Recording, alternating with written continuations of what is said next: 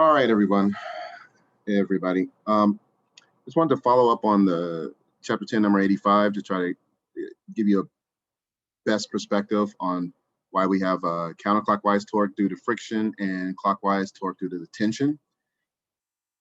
One easy case to think about it is like the yo-yo problem of number 77, chapter 10. We can see here that if friction was pulling this cylinder to the left or left alone, and we have the force of friction pulling to the left, we would see that the cylinder would spin counterclockwise, as we see in this top picture. It would roll towards the source of the friction in a counterclockwise rotation. Very similar to number 77, if we would substitute tension with friction here, and the friction would pull this yo-yo upward, taking the place of tension in this case, it would be a counterclockwise rotation. This is the vertical situation of this same problem, number 85. Friction pulls it counterclockwise, and likewise, tension will pull this part of the cylinder or the entire cylinder. No matter what part of the cylinder you're thinking about, the tension would cause a clockwise rotation, as we see in this figure here.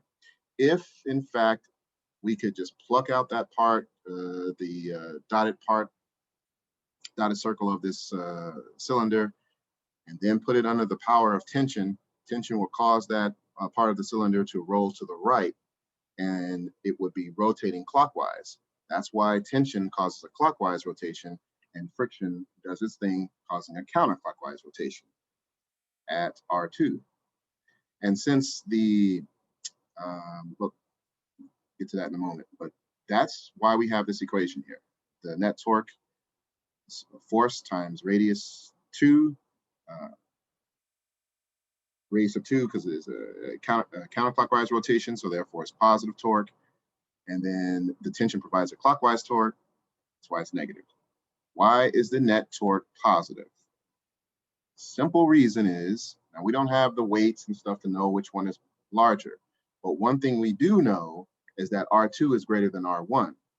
And since R2 is the point at which friction produces a counterclockwise rotation, the overall torque will be counterclockwise, therefore positive. That's why our torque equation is what it is. FR2 minus TR1 equals I alpha, and alpha is acceleration divided by radius. Which radius? Is it both? Is it R2, R1? It will be R2 because that is the point where the overall net torque is being applied at R2, as opposed to R1, of course, or R1 plus R2. The overall torque by friction is at R2.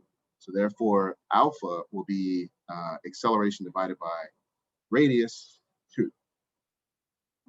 And that is our setup for solving this entire guy out.